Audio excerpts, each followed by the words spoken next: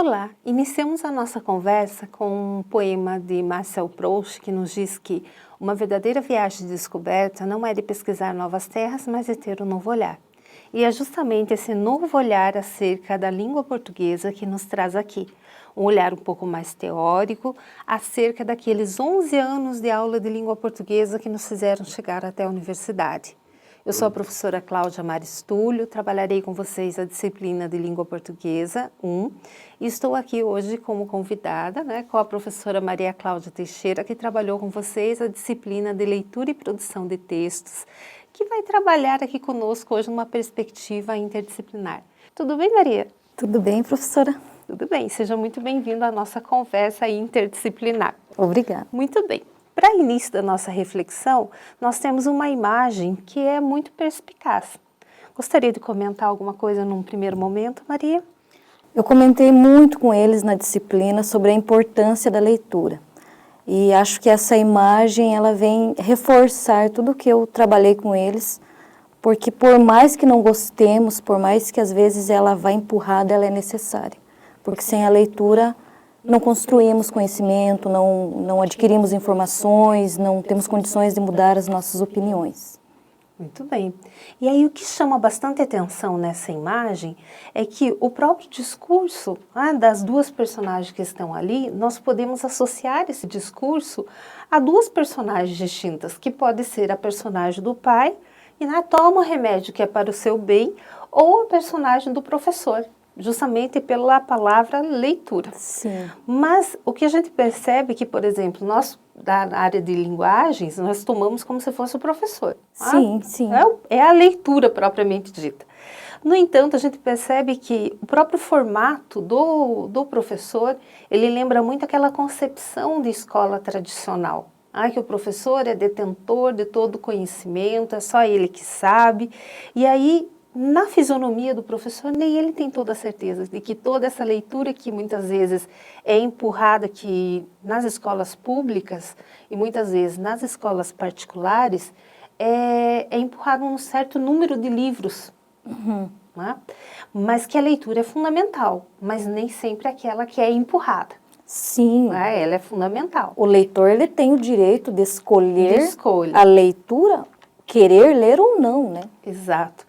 E um ponto fundamental também, se a gente observar, é que essa colher ela é desproporcional tanto ao tamanho do professor quanto ao tamanho do aluno.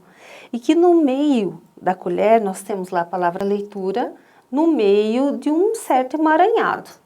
Eu sempre brinco com os alunos que esse emaranhado parece ser um macarrão, parece ser um espaguete. E o espaguete lembra muito o fio. Então, o texto propriamente dito é o emaranhado de todas as leituras que nós temos, posteriormente assim.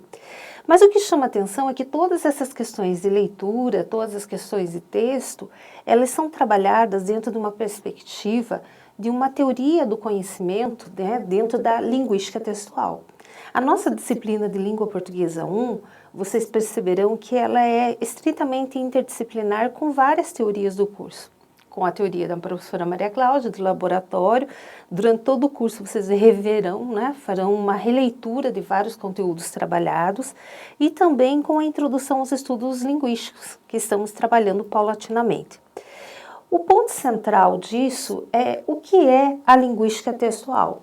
Então chama bastante atenção que a linguística textual ela surge no momento em que a tradição linguística ela se restringia nas análises sempre até o nível frasal. Então era aquele momento em que se trabalhava apenas a questão da sintaxe, quem era o sujeito, quem era o predicado, não se trabalhava muito com as questões referentes ao texto propriamente dito. Então a frase era unidade máxima.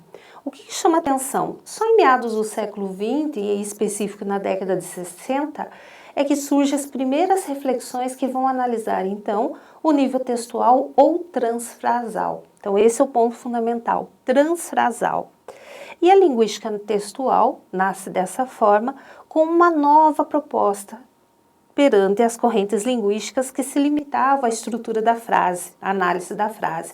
Vocês verão a introdução aos estudos linguísticos, por exemplo, que se limitar à análise da frase tem a ver com sucir. Então, quando vocês forem lá com a professora de introdução aos estudos linguísticos, vocês lembrarão dessa parte aqui da análise da frase. O termo linguística do texto, ele foi empregado na década de 60 a primeira vez por Heinrich, tá? E ele traz para nós, então, esse surgimento dos estudos do texto como uma constituição de um campo de pesquisa que procura ir além das questões do limite da frase e que procura reintroduzir o sujeito e a situação de comunicação. Mas esse sujeito não visto mais apenas o nível sintático e semântico, um sujeito que está hoje um pouco mais vinculado às questões do discurso. Tá? O que chama também bastante atenção que, como quase todas as áreas do conhecimento, nós temos então 3 fases que acontecem dentro da linguística textual. No entanto, essas 3 fases, elas não acontecem de forma cronológica. Não é assim, uma aconteceu de 60 a 70, outra de 70 a 80. Não. Na verdade, elas vão se diluindo, elas vão se modificando à medida que os estudos a respeito da teoria do texto, elas vão se aprofundando. A primeira fase, que nós veremos com mais calma na sequência, mas só para a gente saber quais são essas 3 fases, ela se denomina análise transfrástica. Então, análise transfrástica, que são aqueles fenômenos que as análises sintáticas, análises semânticas, elas não conseguiam responder. Então, quem era o sujeito da frase? Não interessava mais, nós vamos responder agora a relação entre 2 frases. A frase era considerado, então, o conceito de texto. Nessa análise transfrástica, o texto era a soma das frases bem organizadas. A gente vai ver que, com o passar do tempo, essa análise transfrástica ela vai perdendo um pouco a sua força e dá origem às gramáticas textuais. Nesse ponto, vocês vão lembrar também, quando tiverem lá a introdução aos estudos da linguagem, quando ouvirem muito falar de Chomsky também, quando nós temos as gramáticas textuais, que é a competência textual do falante. Não que a competência textual do falante aqui seja aquela que nós temos, por exemplo, nos PCNs. Nos PCNs é um pouco diferente. Mas aqui seria o que seriam essas gramáticas textuais? Todos nós falantes de língua portuguesa, todos nós falantes nativos, nós temos condições de dizer se um determinado texto pertence ou não à língua portuguesa e se ele é ou não bem formado. E por último, que é o momento que nós nos encontramos, então nós temos a teoria do texto. Essa teoria do texto é quando ele passa a ser estudado dentro do seu contexto de produção. São as situações de interação. Quando passa pelas concepções de linguagem, não é, Maria Cláudia? Sim. Quando eu trabalhei na disciplina, eu mostrei as noções de texto a partir das concepções. Da concepção de linguagem como expressão do pensamento, como é que se compreendia o texto, concepção de linguagem como instrumento de comunicação, e aí tem uma outra noção para o texto. E aí nós adotamos a concepção de linguagem interacionista, trabalhando o texto como um processo, e não como um produto, né? Ele é um trabalho. E aí eu não aprofundei essas noções, né? Porque não trabalharíamos com a questão do texto enquanto teoria. Por isso é interessante a nossa conversa aqui, para eles observarem como essas coisas elas estão relacionadas, né? Uma disciplina com a outra, e como a gente vai trazendo coisas de uma outra teoria também, para trabalhar conceitos da nossa disciplina. Muito bem. Então, fazemos agora como Jack Estripador. Faremos parte a parte. Analisamos primeiro, então, a análise transfrástica. O que significa essa análise transfrástica? Ela parte, então, da frase para o texto. Nesse momento, nós vamos ter alguns autores que vão denominar o que seja texto. Então, por exemplo, Harsway, ele vai dizer que é uma sequência pronominal ininterrupta. Quando a gente ouve pronominal, nós já estamos vendo lá que é um enunciado que se liga ao outro por meio de um pronome, tá? Uma sequência coerente de enunciados. Então, nós percebemos que são 2 elementos fundamentais aqui, em que laboratório também vocês viram, que é a coesão e a coerência aqui que vão ser observados. No enunciado que nós temos lá, Pedro foi ao cinema, ele não gostou do filme, o pronome ele não é apenas um substituto do Pedro, mas ele vai ser uma predicação. Isso significa o quê? que nós vamos ter a análise de alguns operadores transfrásticos que posteriormente a gente vai trabalhar com bastante calma. Que operadores transfrásticos seriam esses? A pronominalização, nós vamos ter então a seleção dos artigos definido e indefinido. Então, quando eu digo assim, a igreja e uma igreja, qual a diferença disso? A igreja é aquela específica, uma igreja é uma igreja qualquer. Tá? A concordância dos tempos verbais, quando nós temos lá, então, tempos, qual que é a importância do tempo no presente, o tempo no futuro, o tempo, né, no passado, a relação tópico-comentário e outras na sequência. No entanto, o que vai chamar atenção nesse momento também? Que apesar de todos esses estudos a respeito da coesão, a respeito da coerência, eles não estavam conseguindo dar conta de determinadas sequências que não tinham conectivos, que são esses pronomes. Tá? Então, vou pegar 3 exemplos ali. Não fui à festa de seu aniversário, passei-lhe um telegrama. É uma sequência que não tem conectivo, no entanto, ele é coerente. Não fui à festa de seu aniversário, estive doente. Também não tem conectivo, mas está coerente. Não fui à festa de seu aniversário, não posso dizer quem estava ali. Também não tem conectivo, mas está coerente. Isso significa que os estudos da linguística textual avançaram a tal ponto que não se podia mais restringir para a frase a nomenclatura de texto, e que o texto seria apenas uma soma de frases conectadas por elementos conectivos. Surgem, então, as gramáticas textuais. Então, o que seriam essas gramáticas textuais? As gramáticas textuais, elas vão representar uma reconstrução do texto como um sistema uniforme, estável e abstrato. Então, aqui nós vamos ter uma coisa muito importante, porque agora o texto ele vai ser um produto pronto, acabado, nós vamos ter um falante, um ouvinte, um produtor idealizado, que é mais ou menos aquilo que o Chomsky também trabalhava lá no gerativismo. Nós vamos ter um falante idealizado. Ele vai dizer para nós que existe uma diferença entre o texto e o discurso. O texto, então, é aquele produto pronto e acabado, uma unidade teórica, e o discurso seria, então, a unidade funcional, comunicativa e intersubjetivamente construída. É isso que nós estamos fazendo aqui com a Maria Cláudia. Então, é esse discurso. O texto seria aquilo que está pronto e acabado. As propostas dessas gramáticas textuais, elas aconteceram em vários países. Dentre vários autores, nós chamamos a atenção de 2. Então, tem o Van Dyck e o Dressler, que trabalharam muito com esses fenômenos aqui.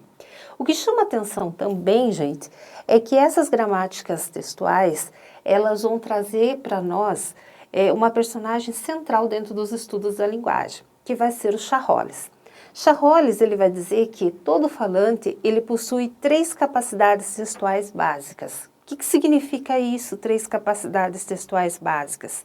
A primeira é a capacidade formativa, ou seja, eu e a Maria Cláudia, assim como um falante que não foi nem alfabetizado, né, hoje nós temos as questões de letramento, seria capaz de dizer se um texto é bem formado ou não é formado, se ele pertence ou não à língua portuguesa. Capacidade transformativa. A capacidade transformativa é a capacidade de modificar o texto, reformular, parafrasear, aquilo que vocês fizeram muito bem em laboratório. Resumo, paráfrases, mesmo a resenha, né, Maria? Fizeram bastante. E a capacidade qualificativa é de nós, então, diferenciarmos os tipos de texto. Na época eram tipos. Hoje nós chamamos de gêneros. Aqui também foram trabalhados os gêneros acadêmicos em laboratório.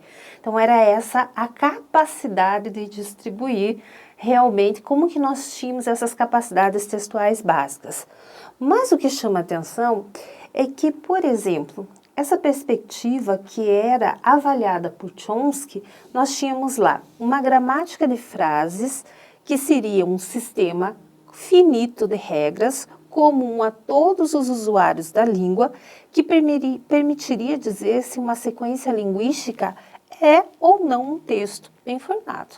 né? Então, todos esses falantes idealizados seriam possíveis de dizer se pertence ou não à língua. Por que a gente fala tanto em falantes idealizados? Porque, na verdade, não se observa o uso real da língua. Isso tudo é no papel, não se trabalha ainda com a situação de interação, com a questão comunicativa. E é justamente essa falta de interação comunicativa é que faz surgir, então, a terceira fase dos estudos da linguística textual, que é a teoria do texto. Nessa teoria do texto, nós vamos agora investigar as relações, a constituição, o funcionamento, a produção e a compreensão dos textos em uso. É o conteúdo pragmático, realmente. Nós temos a grande virada sociocognitiva nos anos 50, mas é nos anos 70, então, que a palavra não era mais, segundo Marcuse, a gramática de texto, mas a noção de textualidade. Então, aqui entra a questão de textualidade. O que faz um texto ser um texto e não apenas um somatório de frases, tá? No texto aí nos slides, vocês têm uma citação muito importante, que a linguística textual atualmente é uma disciplina de caráter multidisciplinar, dinâmica, funcional e processual, considerando a língua como não autônoma nem sob seu aspecto formal. Isso vale dizer, nós estamos aqui provando que ela é multidisciplinar. Dinâmica porque é o contexto de produção. Funcional porque ela se insere dentro da corrente funcionalista da língua, que é a língua em uso. E processual, o texto não é mais pronto e acabado. Né? Em laboratório vocês trabalharam muito com isso, né, Maria? Que o sentido não está propriamente, não existe apenas um sentido. São vários, sempre mencionei para eles que um texto ele está aberto, que ele admite diferentes sentidos, mas que sempre é necessário observar que não é qualquer sentido, né? Que é preciso eles olharem para as pistas que o texto vai trazendo, né, para o leitor. Muito bem. Então, o que nós percebemos agora? Que nesse período de elaboração do texto são consideradas as condições de produção e de recepção do texto, muito influenciado nos documentos oficiais de ensino do Brasil, né? Então, os PCNs vão estar muito influenciados aqui. Nós vamos ter grandes nomes que estão por trás desse panorama Bakhtin com dialogismo. Nós vamos ter a questão do socio-interacionismo e que agora nós temos o texto como uma produção, uma atividade verbal, que vai ser uma atividade verbal consciente e interacional. Então, se trabalha muito com essas questões que é realmente o contexto de produção. Então, fica bem claro aqui. Nós temos o autor, o texto, o leitor e o contexto de produção. Então, o texto ele acaba mediando essa relação. O sentido ele não está apenas no texto, ele é construído pelo leitor. Isso significa que nós temos uma nova concepção de língua, que são aquelas concepções que vocês trabalharam lá em laboratório. Não é mais aquela língua como expressão do pensamento, nem como instrumento de comunicação, mas é a língua como socio-interacionista. Tá? Ela é agora o contexto pragmático, é a língua como lugar de interação e produção de sentidos. É a concepção socio-interacionista, sim, da linguagem. Nessa questão, o ouvinte ele passa a ter um papel fundamental e entre as questões de conhecimento de mundo, conhecimento partilhado, portanto, o papel da leitura vai ser fundamental. O texto, portanto, não é mais pronto e acabado, ele é um processo. Tá? Veremos na sequência como que isso acontece. Então, nós temos aqui a primeira página de uma edição especial da Super Interessante de Auschwitz. Pelo nosso conhecimento de mundo, nós sabemos que Auschwitz foi uma grande indústria, na verdade, da morte, um dos grandes campos de concentração na Segunda Guerra Mundial. Nós temos ali uma imagem muito conhecida, que é a de Adolf Hitler, o grande ditador, e no canto nós temos um texto verbal que nos diz: ramo de atividade, extermínio em massa. O gerente, Adolf Hitler, a produção, 1 milhão de corpos. Auschwitz, a indústria da morte. Então, o próprio texto verbal, ele lembra muito uma questão de indústria, né? Como se fosse uma questão administrativa. E o que chama atenção também é que o bigode, né, do Hitler, ele tem a continuidade pelo código de barras. O nosso conhecimento de mundo lembra que na Segunda Guerra Mundial, os judeus eles não eram seres humanos, eles eram objetos, eles eram produtos que eram tatuados. Nada mais é do que um código de barras. Então, nós temos aí toda uma questão justamente nesse sentido, que remete justamente o que a Neil Orlandi trabalha com os fases ou níveis de leitura. Vou comentar rapidamente, porque aí a Maria Cláudia vai falar um pouquinho mais da terceira fase, que vocês trabalharam muito, mas sem essa nomenclatura. A primeira fase é denominada fase beira de piscina ou parafrástica. Maria Cláudia, que tipo de material que se leva para a beira de piscina para fazer leitura? Revistas, né? Geralmente, revistas para passatempo. Para passar tempo. Dificilmente alguém vai levar um tratado, alguém vai levar alguma coisa. Texto teórico, Texto né? teórico. O que é uma paráfrase? É quando eu posso, então, vocês viram bastante também em laboratório, é quando eu posso decodificar e falar com as minhas palavras aquilo que está no texto. Tá? Então, é aquele momento em que eu leio e posso reproduzir aquilo que está escrito. Aquilo que lá no ensino fundamental os nossos alunos fazem. O segundo nível, que é a leitura submarino ou polissêmica, polissemia, lembrando que é a atribuição de vários significados, nós temos que, assim como o submarino, ele mergulha, né, tem a questão do emergir e do submergir, nós mergulhamos nas entrelinhas do texto, atribuímos vários significados, mas não saímos do texto. Então, nós podemos atribuir, é uma leitura um pouco mais compreensiva, tá? E o terceiro nível, que é o considerado ideal, que é a leitura free-will ou polissêmica crítica, aqui a gente tem um adjetivo, né, para o polissêmica, ela não é apenas a atribuição de vários sentidos, mas agora nós temos a questão da criticidade. Assim como a Free-Willy, que é uma personagem muito conhecida, quer dizer, talvez os mais novos não lembrem, mas era uma baleia orca, que numa das séries, como vocês veem retratados aí, ela precisava sair de uma barreira de pedras e ir para o oceano. Ela faz um movimento de ir até o fundo para ganhar impulso, saltar a barreira de pedras e cair novamente no oceano. É justamente esse movimento que a gente faz na leitura polissêmica crítica. Eu mergulho nas entrelinhas do texto, levanto hipóteses, levanto inferências, saio, venho para fora, para a realidade, verifico se na realidade essas minhas inferências são plausíveis ou não e volto para o texto verificar se tudo isso que eu atribuí é possível. É isso, Maria? E isso foi exatamente assim que nós trabalhamos, né? Procurando observar que o texto ele vai trazer as informações, né? Eu saio dessas informações, mas eu preciso confirmar essas informações pelo texto. Então, o texto traz pistas para o leitor. Eu não posso dizer qualquer coisa. Não é porque o texto ele é aberto para diferentes sentidos que eu posso dar qualquer sentido para ele. Né? Eu preciso observar essas pistas, esses encaminhamentos que o autor vai dando para o texto que ele produz, né? Exato. A Koch, ela já dizia que o texto é como se fosse uma metáfora da mina, né? Que o autor, ele deixa várias pistas e que a gente tem que encontrar ali o caminho. O iceberg, como ela mostra, né? Que a gente vê só a pontinha, mas o que está lá no fundo é muito maior. Exato. Né? E a gente precisa fazer esse mergulho. Poder mergulhar nas entrelinhas do texto. Vamos testar mais um pouquinho? Então, vamos pegar aqui essa imagem aqui também para a gente ver como que está a nossa leitura polissêmica crítica.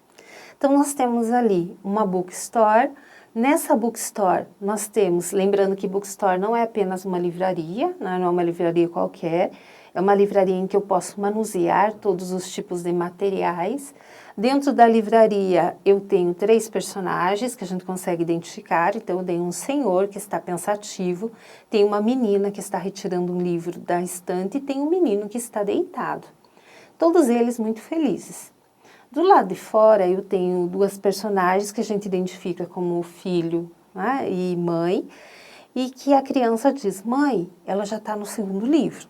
Então, o assombro da criança de que ela não tem acesso nem ao primeiro, mas as crianças lá de dentro, a menina em especial, já está no 2º livro.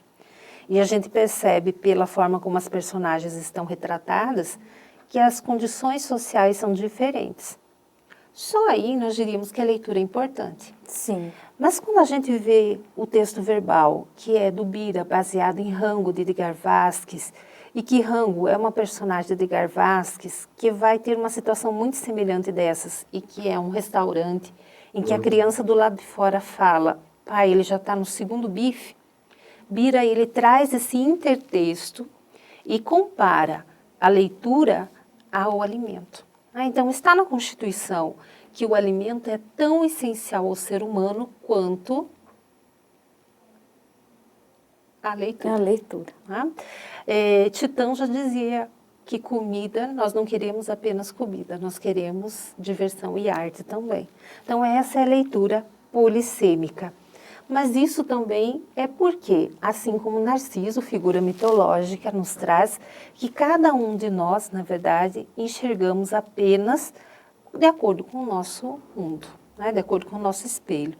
Por isso é importante ler, ler e ler. Para conseguir fazer essas relações, né? Um texto, ele sempre vai estar relacionado a outros textos. Então, quanto mais eu leio, mais fácil de eu estabelecer essas relações e conseguir dar sentidos para o texto. Muito bem. Vamos lá, mais um exercício. Então, nós temos ali uma capa da Super Interessante. E nessa capa da Super Interessante, nós temos lá a chamada para notícia, né, para reportagem, suicídio. O que leva uma pessoa a acabar com a própria vida? Como evitar? E o que chama atenção ali, o que a gente fala muito na parte da semiótica, né, é que nós temos uma pessoa, nós conseguimos identificar que é um homem, que uma classe social mais elevada, pelos sapatos e pela calça de risca de giz, que está em cima de um prédio. E nós temos uma encruzilhada, que são outros edifícios, mas que lá embaixo está tudo muito borrado, que é pela velocidade. O que isso significa? Que, na verdade, o que leva uma pessoa ao suicídio é realmente estar em uma encruzilhada. E não necessariamente, aqui no caso, retratou que o suicídio, ele estava com uma pessoa de uma classe alta, mas não necessariamente. O suicídio acaba acontecendo com todas as faixas sociais. Mas o que chama atenção é a palavra suicídio em letras garrafais em amarelo. Atenção. Presta bastante atenção no que nós vamos tratar na matéria. Dito isso, o que é texto? Como que vocês viram o texto lá em laboratório, Maria? Nós não trabalhamos com uma noção teórica aprofundada, né? Mostrei para eles, como eu disse anteriormente, a partir das concepções de linguagem e trouxe para eles que o texto é um processo e não um produto. E que esse texto ele se constrói na relação com o leitor, com o contexto, né? Com um contexto socio-histórico, ideológico, mas eu não entrei, teoricamente eu não trouxe nenhuma definição, porque eu sabia que seria trabalhado nessa disciplina. Então, aí eu pergunto, o que é texto, professora? Muito bem. De todos os conceitos, a gente vai ficar um pouquinho com Da Costa Val, que é uma das linguistas brasileiras, que traz para nós, então, que texto é uma ocorrência linguística, escrita ou falada, de qualquer extensão dotada de uma unidade sociocomunicativa, semântica e formal. Então, 3 elementos aqui vitais, né? E nós podemos acrescentar ainda que ele sempre vai ser situado socio-historicamente. Então, esse é o ponto fundamental. Portanto, qualquer sequência, qualquer texto pode ser compreendido se ele for avaliado sobre 3 aspectos. Esse é um ponto fundamental. Nós, professores de língua, temos que nos atentar a esses 3 aspectos. O primeiro aspecto é o aspecto pragmático. O que é pragmática? Tem a ver com o bom funcionamento do texto, com as suas atuações informacionais e com as questões comunicativas. 2 exemplos aqui. O primeiro deles, nós temos aqui o mapa do Brasil. Nós conseguimos identificar que é o mapa do Brasil. O título do texto é Novo Mapa do Brasil, agora com o governo PT. Então, nós sabemos que é a pessoa que elaborou o texto, a ideologia dessa pessoa é contrária ao governo do PT. Por quê? Observemos os estados, os nomes dos estados. Então, nós temos lá Rio de Grande do Sul, Santa Propina, Quadrilha e etc. Então, a pessoa ideologicamente é contrária ao governo do PT. Quando que esse texto ele seria coerente? Quando o governo federal fosse do PT. Por que alguns estados estão sem nome? Porque não são governados pelo PT. Então, esse texto só seria possível numa situação pragmática em que o governo fosse do PT. Muito bem. Outro exemplo, 3 textos lado a lado. Então, nós temos um poema, temos um texto informativo, instrucional, na verdade, e nós temos uma capa, né, de um filme brasileiro. Comecemos pelo filme. Você chegou a assistir esse filme? Não conheço, Cláudia, não assisti. Chama bastante atenção porque ele mostra para nós, então, um casal que se conhece desde pequenos, acabam se envolvendo, casando, mas quando chega a meia-idade eles começam a se questionar como que vai ser a vida deles. E aí eles têm a possibilidade de voltar no tempo, não é? Então, voltar no tempo e refazer a sua história. Tanto que o próprio título, né, ele traz ali uma bifurcação, a dona da história. Muito bem. Então, nós temos aqui um poema no canto. Maria, você pode ler para nós, fazendo um favor, esse poema no canto? Posso. Não te amo mais. Estarei mentindo dizendo que ainda te quero como sempre quis. Tenho certeza que nada foi em vão. Sinto dentro de mim que você não significa nada. Não poderia dizer mais que alimento um grande amor. Sinto cada vez mais que já te esqueci. E jamais usarei a frase eu te amo. Sinto, mas tenho que dizer a verdade. É tarde demais. Então, por essa leitura, nós temos uma desilusão. Né? Temos uma questão que estamos deixando de lado. Mas pelo texto instrucional ao lado, ele diz, você sempre pode mudar a sua história. Leia agora esse poema de baixo para cima. Então, nós temos lá, é tarde demais. Sinto, mas tenho que dizer a verdade. Eu te amo e jamais usarei a frase já te esqueci. Sinto cada vez mais que alimento um grande amor. Não poderia dizer mais que você não significa nada. Sinto dentro de mim que nada foi em vão. Tenho certeza que ainda te quero como sempre quis. Estarei mentindo dizendo que não te amo mais. Então, nós temos ali a questão realmente pragmática. Se nós não tivéssemos esse texto ao lado aqui, nós não teríamos como fazer essa segunda leitura. Mas esse é apenas o primeiro aspecto para a gente considerar se o texto é bem avaliado ou não. O segundo aspecto tem a ver com a questão semântica conceitual, que uma ocorrência linguística, para ser texto, ela precisa ser percebida pelo receptor como um todo significativo. Tem a ver com a coerência. Então, o que é ser coerente? Ser coerente é dizer uma coisa, né? O que é uma pessoa coerente? É aquela que diz e faz aquilo que ela diz. O que é a coerência no texto? É começar falando de um determinado assunto e terminar falando desse assunto. Isso significa que eu tenho que ficar falando sempre a mesma coisa? Não. Eu vou ter que ter uma progressão no decorrer do meu texto, mas eu tenho que manter o tópico do texto. No todo, ele tem que fazer sentido. Tem que fazer sentido. Eu não posso dizer, no primeiro momento, que eu sou a favor da pena de morte e no decorrer do texto os meus argumentos serem contra. Tem que ter sentido. O terceiro aspecto é o formal material, que tem a ver agora com a parte mais dos constituintes linguísticos, mais com a materialidade, que são as questões de coesão. Então, o que seria isso propriamente dito? 3 exemplos aqui. Mulheres de 3 gerações enfrentam preconceito e revelam suas experiências. Então, nós percebemos ali que o pronome suas, por exemplo, está retomando o elemento mulheres de 3 gerações para não repetir. Elas resolveram falar, quebrando o muro de silêncio, 8 dezenas de mulheres decidiram contar como aconteceu o fato que marcou sua vida. Então, o elas está antecipando o 8 dezenas de mulheres. Do alto de sua ignorância, os seres humanos costumam achar que dominam a Terra e todos os outros seres vivos.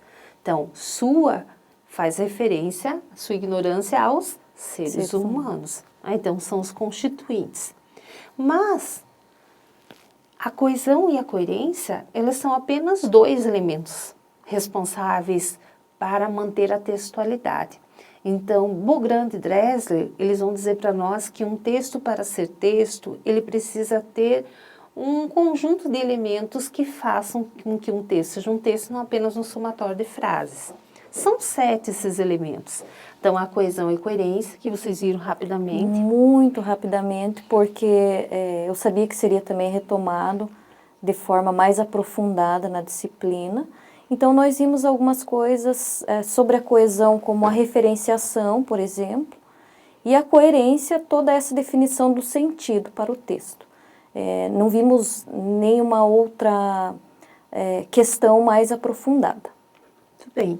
Então, da coesão, que vai ser retomado posteriormente, a questão da coerência, então, que é realmente, eu preciso repetir alguns elementos, que entra a questão de coesão, mas eu não posso ter a contradição, então, Charolles, ele vai ter as 4 meta-regras, mas eu também tenho a questão da informatividade. Então, são 7 fatores, 2 são diretamente relacionados ao texto e os outros 5 são fatores pragmáticos.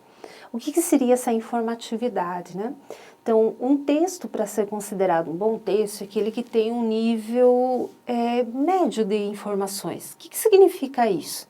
Se eu trago só informações que já são conhecidas no meu leitor, eu não estou acrescentando nada para o meu leitor. Então, só informações dadas não significa muita coisa. Não é um texto muito chamativo. Mas também, se eu trouxer apenas informações novas, o meu leitor ele não vai conseguir fazer essa âncora com o texto. Então, eu preciso ter um equilíbrio entre informações novas e informações dadas. A situacionalidade tem a ver com as condições de produção. Então, o que são essas condições de produção? O que dizer, para quem dizer, quando dizer, né? Quem diz o que diz para quem, quando dizer. Um exemplo clássico, vou deixar um bilhete na sala de aula. Tá. Hoje não haverá aula. Hoje é quando? Que dia? Não haverá aula do quê? Para quem? Então, existem alguns fatores de situacionalidade. A intertextualidade a gente vai ver com um pouquinho mais de calma, mas é o diálogo entre os textos, né? Então, é a relação entre os textos. E aqui o papel fundamental da leitura. Se eu não tiver um arcabouço de leitura, eu não consigo estabelecer essas relações entre os textos. A intencionalidade, ela mostra a direção argumentativa do texto. Não existe um texto neutro. Todo texto ele é argumentativo, ele tem uma orientação argumentativa. Um enunciado clássico lá, MST ocupa a propriedade e MST invade propriedade, ele deixa muito claro que, quando eu digo ocupa a propriedade, o locutor dessa frase, ele é contra o MST. Não, ele é a favor. Quando ele diz invade propriedade, ele é contra. Então, a escolha do verbo mostra a intencionalidade do texto. E a aceitabilidade tem a ver com o fato de que nós, na verdade, recebemos o texto, procuramos receber o texto como um todo coerente e significativo. Principalmente nós professores, né, Maria? Sim. Nós procuramos achar todas as marcas possíveis de coerência no texto, mesmo aqueles recadinhos que a gente recebe na prova, né? Professora, leia com todo carinho e cuidado na prova, né? Então a gente procura observar todas essas questões. A gente vai ver com um pouquinho mais de calma as questões referentes à intertextualidade. O Fiorin Savioli traz a definição de que todo texto é produção de uma criação coletiva, que a voz do seu produtor se manifesta ao lado do coro de outras vozes que já trataram do mesmo tema e com os quais se põe em acordo ou desacordo. Ou seja, eu posso parafrasear ou posso parodiar. Estou em acordo ou estou em desacordo. Todo texto, de acordo com Kristeva, se constrói como um mosaico de citações. Todo texto é absorção ou transformação de um texto. Bakhtin fala muito a questão da originalidade do texto, que não existe um texto original, que na verdade todos os textos que nós construímos são fruto de nossas leituras. Sim. Que é muito difícil chegar a essa... Orlandi também fala uma coisa parecida, né? Que não há um texto novo, a gente sempre vai trabalhar com algo que já foi trabalhado anteriormente, mas que a gente vai modificando, né? Exatamente. E aí o que chama a atenção é que nós temos ali, então, 2 tipos de intertextualidade. A intertextualidade de forma é quando o produtor de um texto ele vai repetir certas expressões, enunciados ou trechos de outros textos ou estilo de determinado autor, como no exemplo a seguir. Nós temos lá, por exemplo, o mais famoso, né, a Canção do Exílio de Gonçalves Dias. Então, nosso céu tem mais estrela, nossas várzeas têm mais flores, nossos bosques têm mais vida, nossa vida mais amores. O Murilo Mendes, ele faz lá um outro texto. Nossas flores são mais bonitas, nossas frutas mais gostosas, mas custam 100 mil reais a dúzia. Aí ele já faz uma paródia, mas ele repete a estrutura. E o autor do hino nacional brasileiro, vocês percebem que ele faz uma citação, porque está entre aspas. Ele retira fragmentos da canção do Exílio de Gonçalves Dias. Então, nós temos uma intertextualidade de forma. A intertextualidade de conteúdo é uma constante, ou seja, todos os textos de uma mesma época, elas acabam dialogando. Então, por exemplo, se fizeram lá em laboratório de leitura e produção de textos, trabalharam com resenha. Vários livros que falam sobre resenha trabalham com a intertextualidade de conteúdo.